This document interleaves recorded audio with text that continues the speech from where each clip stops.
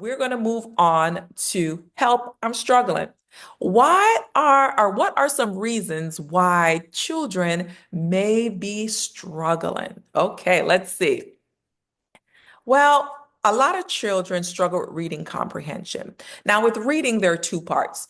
The first part is, can you decode words and how quickly you can decode those words? And the second part, do you understand the words you're decoding as you're decoding them? That's comprehension. And a lot of our students have trouble with comprehension. All right. So, how can we help students with their comprehension? The first thing is, are they reading on a regular basis? Are they getting that 21,000 words in per day? That helps with comprehension. Now, when your child is reading or you're reading with your child, make sure you're asking them questions about what they're reading. This also helps with their comprehension. If they're like 9, 10, 11, and they're reading on their own, what you can do is read the book that they're reading or before they read it so that you understand what happened in the story. And then as they're reading, you could just jot down some questions that you want to ask. Say for chapter 1, I want to ask him this and this question. For chapter 2, I want to ask him this and this question. You just jot it down. And when they finish with chapter 1, ask them those two questions just to check to see if they are comprehending what's happening. This is how you build their comprehension skills. You have to ask them questions about what they have read. All right. Now, you also want to ask your children questions about what they have learned throughout the day. So when your child goes to school and they learn information, say they have a science class, a math class, a reading, ELA class, and a social studies class. You're going to ask them 4 questions. So when they come home, what did you learn in math today? Tell me about it. Well, I learned about fractions. What did you learn about fractions? Well, I learned how to add fraction. Well, explain to me, how do you add fractions? Ask them the question. What do you learn in social studies? Well, we talked about World War II. Tell me a little bit about World War II. What did you learn? And have them answer. What you cannot accept is for them to say, I learned nothing, or I don't remember what I've learned. If you don't remember what you've learned, okay, get me the notes out your bag and show me your notes. Read the notes to me so that I can see what you learned, and that way you can refresh your memory about what you learned. If they don't have any notes, don't come back home tomorrow without notes. You have to make them accountable for the information that they are receiving throughout the day. That will get them to pay attention in school. That will increase their comprehension of the information because they have to come back home and tell you about it. So that's how you can get them to build their comprehension about what they're learning and what they're reading. So make sure you're asking them questions. And this will help them retain information as well, because when they go to school, they learn something, they come home, you ask them about it. It activates their short-term memory and keep the information fresh in their short-term memory so that when they go to sleep, what happens? The information is downloaded into their long-term memory and they can remember it when they go to school the next day. So you're helping them to retain information. So ask them questions about what they've learned. With math literacy, it's important to play games with children to help them build their math skills. Games like dominoes, games like Uno, have them do puzzles, crossword puzzles, jigsaw puzzles, finding the word, finding, 10 things in a picture, finding 5 things in a picture. All of these old-fashioned games actually helps to build their skills. All right. So I did an experiment one year where I brought in jigsaw puzzles. So I had 25-piece jigsaw puzzles, 50-piece jigsaw puzzles, and 120-piece jigsaw puzzles. And I gave them to the students and I told them, this is 25, this is 50, this is 120. And so the students that were generally good in math, They did the 25 piece in no time and went straight to the 120 piece puzzle and knocked that out too. The students that struggled with math, they started with a 25 piece puzzle and they struggled with the 25 piece puzzle. They struggled. And so then I said, oh, okay. Jigsaw puzzles tend to help you build your spatial skills. For example, when you have to put the different pieces together, you have to kind of rotate them in your mind to kind of figure out how they would, go together. And the same happens in math. You have to rotate numbers in your mind and kind of flip them and divide and multiply and add and subtract. And you kind of have to see what's going to happen to the numbers in your mind before you actually do them, do the operations. So that's why jigsaw puzzles kind of, help your spatial skills and help your math skills. So that's why those kinds of things that we used to do back in the day, they worked. So we have to get back to having them play games, hands-on games that build their math skills. Now, we also need to check to see our children's prerequisite skills. Okay. The one math skill that every student should learn or should have by the end of third grade is that they should be able to recite their mathematical facts from 1 through 12. By the end of third grade, all students should know their mathematical facts. It will help them tremendously every year from that point to be proficient in math because everything you do from that point requires you to have that skill.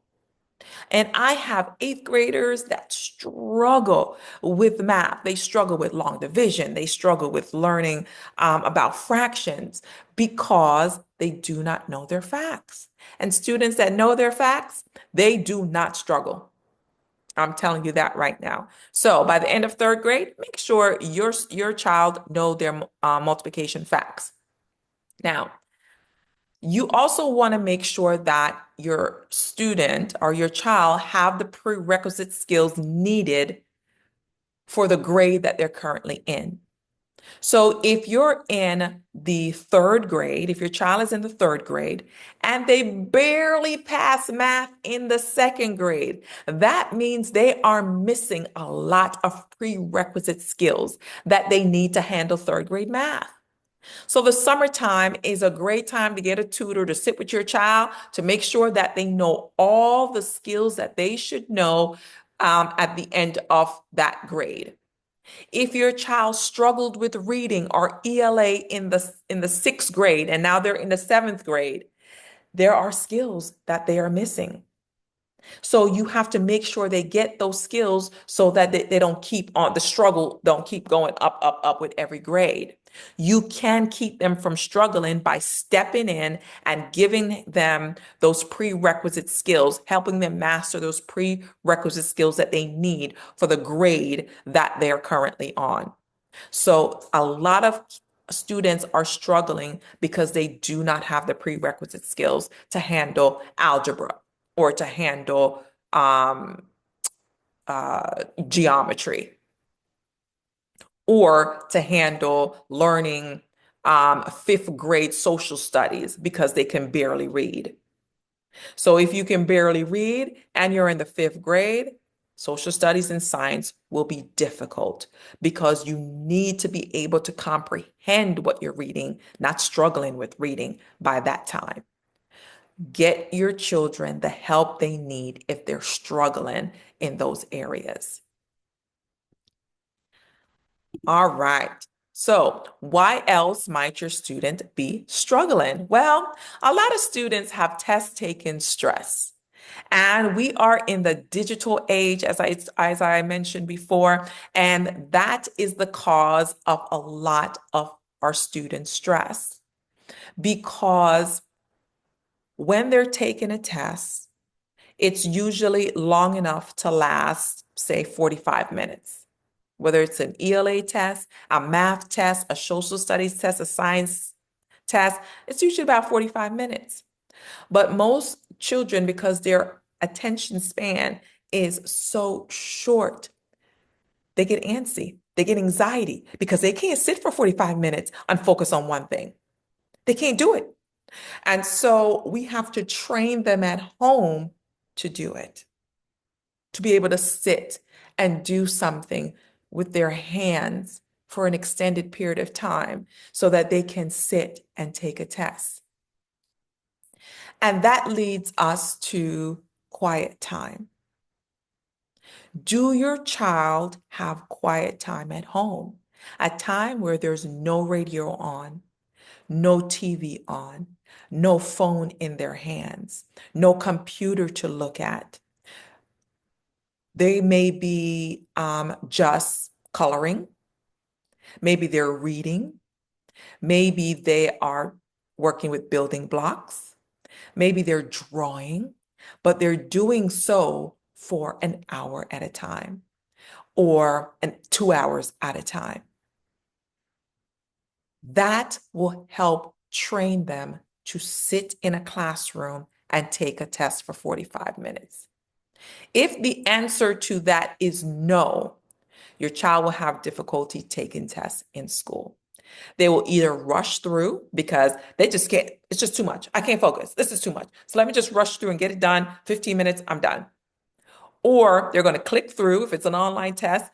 I don't have the capacity to read this. It's going to take too much time. So let me just click through and be done. I've actually had students say to me, Miss Johnson, it's too quiet for me to take this test. And I'm like, what can I do? I have to make sure the room is quiet so that everyone can focus and make sure no one is cheating, So there's nothing I can do. I cannot make the class noisy so that you can feel comfortable. So you do have to make sure your child have quiet time at home where nothing is happening and they're just doing, or they're just sitting, or they're just being, so that when it happens in the classroom, it's natural for them. All right. Another reason that students have test taken stress is if you overemphasize the grade. What grade did you get on that test? Now, it's okay to have goals like we want to make the AB honor roll this year, or we want to get straight A's this year. But try not to focus on the grade, but focus on the process. And what do I mean by that? I want you to celebrate your child when they're doing the process. Oh, you're studying. Listen, I'm so glad to see you studying. I'm so glad to see you studying those spelling words. I'm so glad to see you studying the math and going over it to make sure that you understand the information. Let me make you a special dinner because I see how hard you are working at getting the grade. I don't know what the grade is going to be, but the process, what you're doing to get the grade, I'm going to celebrate that. Because if this process that you're doing gets you a C, it's okay. You're doing the right process. And I know eventually you're going to get that A. Okay. So we want to celebrate the process that our child is doing versus what grade did you get? What grade did you get? What grade did you get? That can take the stress, the pressure off them getting that A. Also, we want to focus on notes from the teacher. So at the end of when you get a progress report or you get their report card, teachers always put notes. Either they're doing a great job or they need help in certain areas. Pay attention to those notes. Get your child help if the notes reflect that help is needed. And you must have accountability at home for what is done in the classroom. If your child has attention issues and they're on the computer 5 hours a day, you need to limit their computer time. You have to retrain their brain and reset their brains because it will be a continuous issue that leads to the lack of learning. And we don't want that. That's what we're trying to avoid. If they have disruptive behavior, sometimes that leads from their inability to focus. They can't focus, so they're going to crack jokes and ruin everybody else's day because they can't focus. They can't get the information because they can't focus. So we're just going to ruin everybody else's day. There has to be some accountability at home to help them develop positive behavior in the classroom. If they have incomplete assignments, you have to get to the bottom of why those assignments are incomplete. Do you understand the information? Do you need a tutor? Do you need help? Are you reading at the level that you're supposed to be reading at? Can you comprehend what is being asked of you to do? If you can't even comprehend it, of course, you're not going to be able to do it, and you have to get them help. Ignoring it makes it worse because those missing skills from grade 4 is going to be needed in grade 5, and it's going to be needed in grade 6. And if they keep getting further and further behind, that's where you have increased behavioral issues and the potential of them dropping out of school. So we want to make sure that if our children are struggling, that we get them the help they need.